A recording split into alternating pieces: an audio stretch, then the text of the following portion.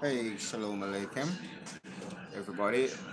I am Jason, as called among other names, but for today, from henceforth, I accept, not that I refuse other, but I accept being addressed as Jason. As I hope to do more of these live feed videos here on YouTube. It's my first time doing this, so it's kind of an experiment in one form, and in the other form, it's really um, a project which is long overdue. So, as much as possible, as much as I'm led by Yahweh the Most High, I will have discourses like these in this form.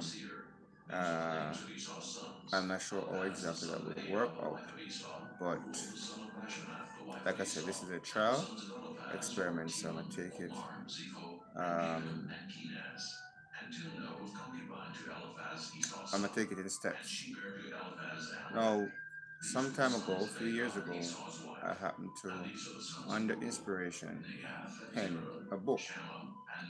It's, as a matter of fact, I call it a book, but some may call it a manuscript, because as it is now, as it has remained in state, it's not yet published, and I pretty much have it stored in database. I've shared it quite a few people, quite a few places, but I'm yet to make any publication per se. Sometimes I tell my, as a matter of fact, I did it from 2013. Sometimes I tell myself that I don't necessarily intend to publish it to sell for the economical returns of it for the gain. And quite honestly, that's how I feel, because the information tabled in this book or manuscript are so valuable they could be considered priceless. There's no amount of money that one could pay for this. And as such, I have no reservations in sharing the information freely, as I have access to it freely. It was given to me freely under inspiration of the Most High. The title of the book or the manuscript is called Trumpeting Truth, the Reign of Rome.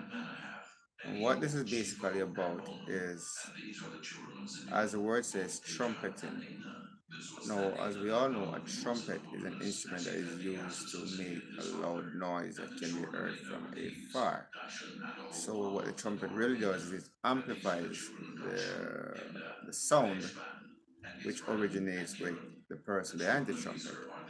And that's pretty much what my writing, my book, manuscript is about.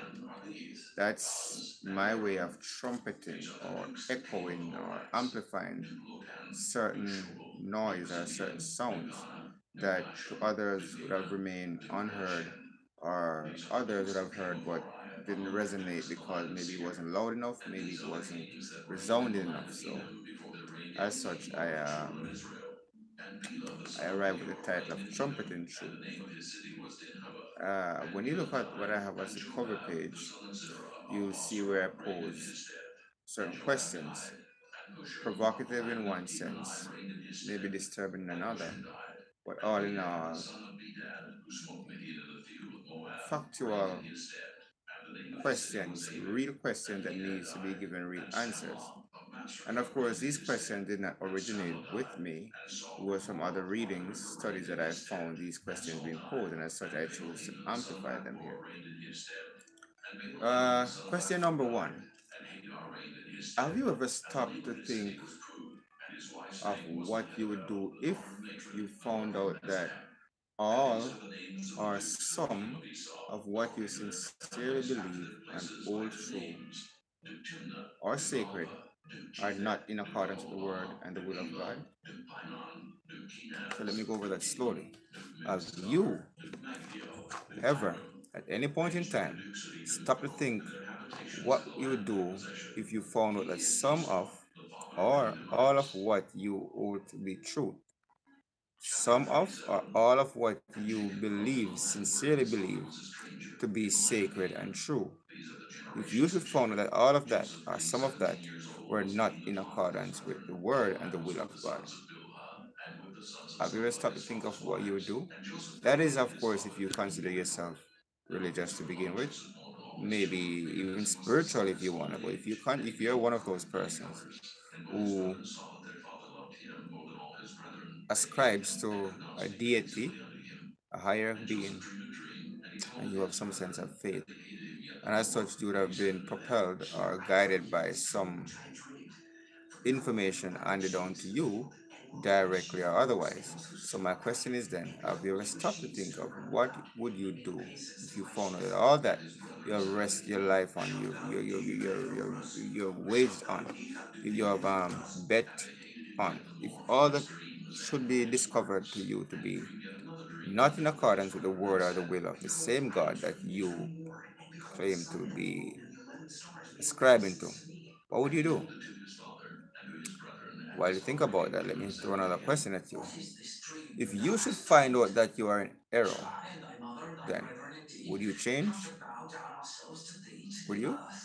Or what would you do if you found out that your church community is not in perfect obedience with the word and the will of God? What would you do?